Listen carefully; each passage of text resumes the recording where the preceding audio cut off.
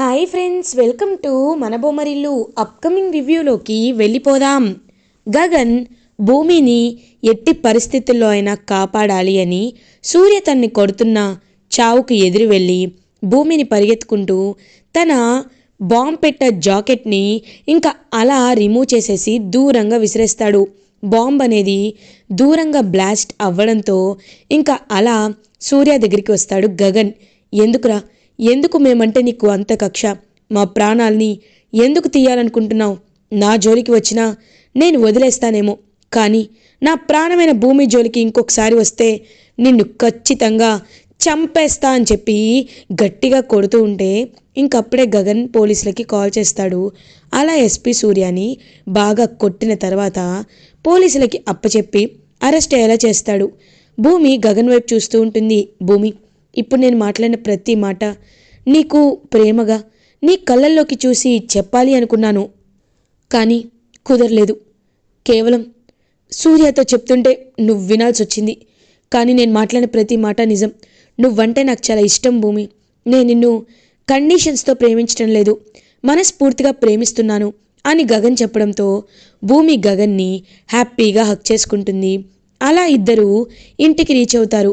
ఇంకా ఇంటికి వచ్చిన తర్వాత శారద భూమిని తీసుకువెళ్ళి ఫ్రెష్ అయ్యేలా చేస్తుంది. అప్పుడే అలా ఇంకా కాల్ చూసుకుంటాడనమాట గగన్. చూసుకునేసరికి అందులో ఇందు కాల్ ఉంటుంది. ఇదేంటి ఇందు ఇన్నిసార్లు కాల్ చేసిందని కాల్ లిఫ్ట్ చేస్తాడు గగన్. హలో ఇందు అని అంటారు. అన్నయ్య, నీకో విషయం చెప్పాలన్నయ్య. శివాని నువ్వు కొట్టి తరిమేశావంట కదా? ఎందుకన్నయ్యా? పాపం శివ ఏం పాపం చేశాడు? వచ్చినప్పటి నుండి ఏడుస్తూనే ఉన్నాడు తెలుసా అని అంటుంది. ఒక్కసారిగా గగన్ చాలా హ్యాపీగా ఫీల్ అవుతాడు. అంటే ఇందు శివ నీ దగ్గరే ఉన్నాడా అని అడుగుతారు. అవునన్నయ్య అని చెప్పడంతో అయితే నేను ఇప్పుడే వస్తున్నాను అని ఇంకా అలా గగన్ అయితే శివ కోసం బయలుదేరుతాడు. శివ పాపం ఏడుస్తూ ఉంటే గగన్ వెళ్ళేసరికి శివ గగన్ వైపు చూస్తూ, బావా నేనేం తప్పు చేశాను బావా? నేనేం తప్పు చేయలేదు కదా బావా, నన్ను ఎందుకు మీరు గెంటేయాలనుకున్నారు అనేసరికి శివాని హక్ చేసుకుంటాడు గగన్. ఐఎమ్ సారీ శివ, ఆ సూర్య నిన్ను గెంటేయకపోతే భూమిని చంపేస్తానన్నాడు.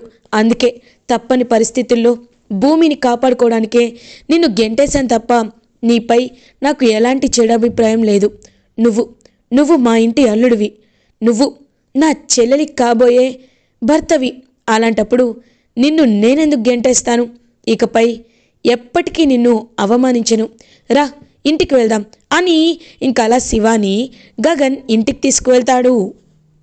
ఇది ఇలా ఉండగా చెర్రీ ఇంకా అలా లేచి నించునేసరికి ఒక్కసారిగా అపూర్వ, నక్షత్ర, గోరింటాకు గట్టిగా అరుస్తారు.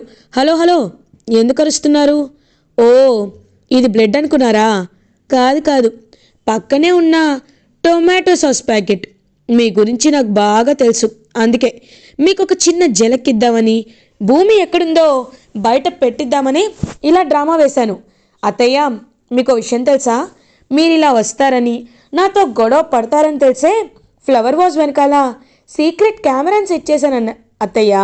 మీరు రావడం, నక్షత్రాన్ని కొట్టడం, నిజం తెలుసుకోవడం, తర్వాత నన్ను చంపేయాలనుకోవడం, శవాన్ని మాయం చేయాలనుకోవడం అన్నీ ఆ సీసీటీవీలో రికార్డ్ అయ్యాయి.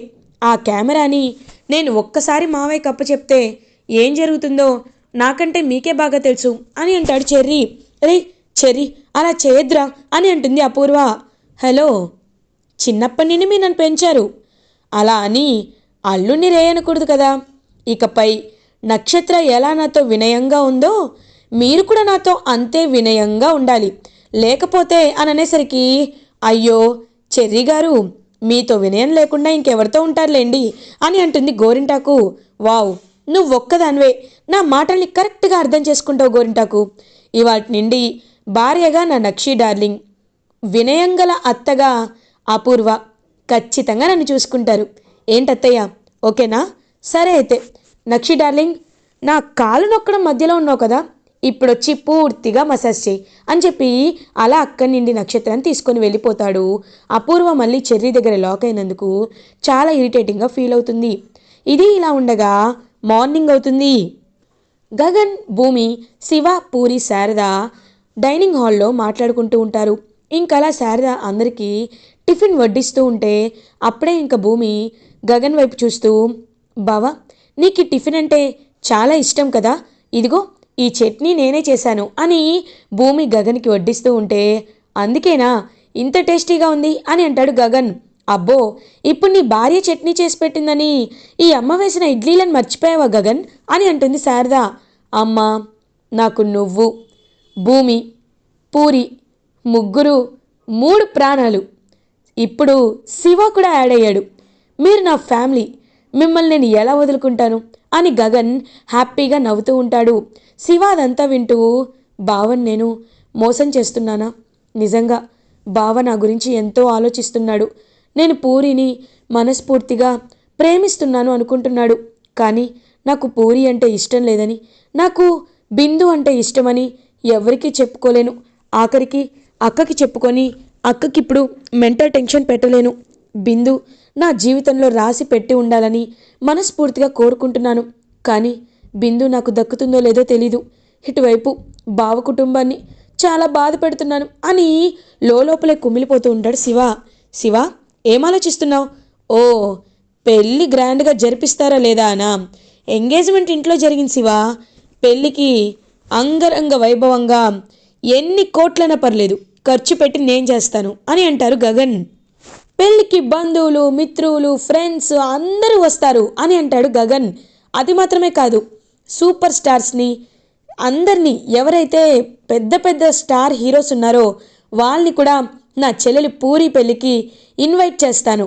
ఈ స్టేట్ పొలిటీషియన్స్ని కూడా ఇన్వైట్ చేస్తాను అని అంటారు గగన్. వెంటనే భూమి, బావా నీకొకటి చెప్పచ్చా?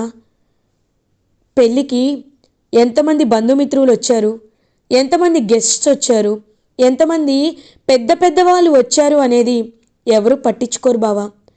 పెళ్ళి కొడుకు, పెళ్ళి కూతురి చుట్టాల గురించి, వాళ్ళ అమ్మ నాన్న గురించి, అమ్మాయి తరపున ఎవరు కాళ్ళు కడిగి కన్యాదానం చేయబోతున్నారు అనే దాని గురించే అందరూ మాట్లాడుకుంటారు బావా అని అంటుంది భూమి. ఒక్కసారిగా గగన్ భూమి వైపు చూస్తాడు. అంటే ఏంటి భూమి? ఓ, శివ వాళ్ళ అమ్మా నాన్న లేరనా? నువ్వేమీ బాధపడొద్దు, నేను ఆ అపూర్వని కూడా పిలుస్తాను. అపూర్వకి చెర్రీ బానే సమాధానం చెప్పుంటాడులే. అపూర్వ శరత్చంద్రే శివాకి తల్లిదండ్రులుగా ఉంటారు. నేను నువ్వు పూరికి తల్లిదండ్రుల ప్లేస్లో ఉండి హ్యాపీగా కాలు కడిగి కన్యాదానం చేద్దాం అని అంటారు. బావా, శాస్త్రం ప్రకారం తండ్రి బ్రతికుండగా ఆయనే చెయ్యాలి. షటప్ భూమి, షటప్. నేను నిన్ను చాలా ప్రేమగా చూసుకుంటున్నాను. అలా అని నువ్వు అడిగిన ప్రతి కోరిక న్యాయమని ఎలా అనుకుంటావు? అంటే ఇప్పుడు ఏమంటున్నావు నువ్వు? ఆ కృష్ణ ప్రసాద్ని పెళ్ళికి పిలవాలంటున్నావా? No, no way. ఆయన పేరు కూడా ఈ ఇంట్లో కాదు, మా జీవితాల్లో వినిపించనంత దూరంగా ఆయన్ని నేను నెట్టేశాను. ఆయన ఏం హక్కుందని మా చెల్లి పెళ్ళికి వస్తారు ఆ కృష్ణ ప్రసాద్ గారు? అవసరం లేదు భూమి, అవసరం లేదు అని అంటారు గగన్. ఇంక వెంటనే శారద, నాన్న గగన్, ఒక్కసారి నేను చెప్పే మాట విను. చూడు నాన్న గగన్, ఒకవేళ ఆయన ఇక్కడికి వచ్చి మనకి భూమిని అరెస్ట్ చేసింది ఫేక్ పోలీస్ అని చెప్పిండకపోతే నువ్వు పోలీస్ స్టేషన్ల చుట్టూ తిరిగేవాడివి. ఈలోపు ఆ సూర్య భూమిని చంపేసేవాడు. ఒక విధంగా చూస్తే భూమి ప్రాణాలకి నువ్వు కాపాడడానికి ఆయన నీకు హెల్ప్ చేసినట్టే కదా. కాబట్టి ఎప్పుడైనా సహాయం చేసిన వాళ్ళ రుణం మనం ఎప్పటికీ ఉంచుకోకూడదు నాన్న. అది జన్మ జన్మలా ఉంటుంది. కాబట్టి నేను చెప్పేది ఒక్కసారి ఆలోచించు గగన్. ఆయన్ని సరే, పెళ్ళికొడుకు తండ్రిగా ఆయన్ని పిలవద్దు. కేవలం ఆయన్ని ఒక చుట్టంలా అయినా బంధువులా అయినా పిలవాలి నాన్న. ఎందుకంటే కన్న కూతురు పెళ్ళి కళ్ళ ముందు చూసుకుంటే తండ్రికి ఉండే ఆ ఆనందమే వేరు గగన్. ఈ అమ్మ మాట నువ్వెప్పుడూ కాదనలేదు కదా, ఇప్పుడు కూడా కాదనవని మనస్ఫూర్తిగా కోరుకుంటున్నాను నాన్న అని అంటారు శారద. ఇంకలా గగన్ శారద వైపు చూస్తూ ఉంటారు. బావా, ఒక్కసారి ఆలోచించు అని భూమి కూడా చెప్పడంతో ఇంక వెంటనే అలా గగన్ ఆలోచనలో పడతాడు. సరే, మీరిద్దరు చెప్తున్నారు కాబట్టి భూమి, ఆయన్ని పెళ్ళికి పిలిపించు, కానీ కేవలం ఒక గెస్ట్గా మాత్రమే, రిలేటివ్గా కాదు, గుర్తుపెట్టుకో అని చెప్పి అక్కడి నుండి వెళ్ళిపోతాడు గగన్. ఇంకా వెంటనే భూమి అయితే కృష్ణప్రసాద్ని మీట్ అవ్వడానికి వెళ్తుంది. కృష్ణప్రసాద్ని మీట్ అయ్యి జరిగిందంతా చెప్తుంది. మావయ్య, గగన్ బావ మీరు పూరి పెళ్ళికి రావడానికి ఒప్పుకున్నాడు, మీరే దగ్గరుండి పూరికి కన్యాదానం చేస్తారు అని అంటారు. అమ్మ, కేవలం నన్ను ఒక గెస్ట్గా మాత్రమే పిలుస్తున్నాడు, అలాంటిది నేను కాలుకడికి కన్యాదానం ఎలా చేయగలనమ్మా అని అంటారు. లేదు మావయ్య, నేనున్నాను కదా, నేను కాలు కడిగి కన్యాదానం చేసేలా చేస్తాను, మీరేమీ కంగారు పడాల్సిన అవసరం లేదు, మీరు పెళ్ళికి రండి చాలు, ఇవాళ గుడికి వెళ్ళి పెళ్లి ముహూర్తాలు పెట్టించుకుంటున్నాం, మీరు చాలా హ్యాపీగా ఉండండి అని ఇంకా హ్యాపీగా బయలుదేరుతుంది భూమి. అదే టైంకి అపూర్వ భూమి కార్కి అడ్డంగా వస్తుంది. ఇంకా అలా భూమి కిందకి దిగి అపూర్వ వైపు చూస్తూ ఉంటుంది. ఏంటి భూమి, మీ మావయ్యని సీక్రెట్గా కలిసి ఏం చెప్తున్నావు? ఓ, మన ఇంట్లో ఏమేం రహస్యాలు జరుగుతున్నాయో ఇలా ఇలా చెప్తున్నావా, తెలుసుకుంటున్నావా అని అంటారు. అలాంటి నీచపు బుద్ధి నీకుంటుందా పూర్వ, మాకు కాదు. అయినా మా మావయ్యతో నేనేదైనా మాట్లాడతాను, అది నీకెందుకు అని అంటుంది భూమి. తప్పించుకున్నావు భూమి, చావు నుండి తప్పించుకున్నావు, కానీ అన్ని రోజులు ఒకేలా ఉండవు, ఆ విషయాన్ని గుర్తుపెట్టుకో భూమి అని అంటుంది అపూర్వ. నేను కూడా నీకు ఇదే చెప్పాలనుకుంటున్నాను అపూర్వ, అన్ని రోజులు ఒకేలా ఉండవు, ఏ రోజు ఏం ప్రమాదం జరుగుతుందో, ఏ రోజు ఏం జరుగుతుందో అని నువ్వే ఆలోచించుకోవాలి. సరే, నా గురించి పక్కన పెట్టు, కానీ నువ్వు మాత్రం గుర్తుపెట్టుకో, నీకు టైం దగ్గర పడింది అపూర్వ, ఖచ్చితంగా దగ్గర పడింది. ఈ టైంని నువ్వు రోజుల్లో లెక్క పెట్టుకో. ఒక్కసారి నీపై నేను ఫోకస్ చేశాను అంటే అప్పుడు నీ చావు ఏ రూపంలో వస్తుందో నీకే తెలీదు, అర్థమైందా అని అలా అక్కడి నుండి వెళ్ళిపోతుంది భూమి. ఇంకా ఒక్కసారిగా టెన్షన్ పడుతుంది అపూర్వ. ఏంటి భూమి ఇంత ఇంత కాన్ఫిడెంట్గా మాట్లాడుతుంది అంటే భూమికి దగ్గర ఏమైనా సాక్ష్యం ఉందా? భూమి ఏదైనా సాక్ష్యాన్ని సంపాదించుకుందా? అందుకే ఇంతలా మాట్లాడుతుందా? మై గాడ్, ఇదంతా చూస్తుంటే తల తిరుగుతోంది అని వెంటనే అలా ఇంకా ఇంటికి బయలుదేరుతుంది అపూర్వ. బేబీ బేబీ, తల పగిలిపోతుంది, కాఫీ మీరా అని పిలుస్తూ ఉంటుంది. ఇంకా మీరా, వద్దినా ఏమైంది అని అడుగుతుంది. మీరా, బాగా తలనొప్పిగా ఉంది, కాఫీ తీసుకురా అని అంటారు. ఆగమ్మా, నువ్వెక్కడికి? అత్తయ్యకి నేను కాఫీ తీసుకొస్తాను అని చెర్రీ లోపలికి వెళ్తాడు. వెళ్ళి కాఫీలో షుగర్ బదులు సాల్ట్ వేసి తీసుకొస్తాడు. అపూర్వ తాగి ఒక్కసారిగా మొత్తం ఊసేస్తుంది.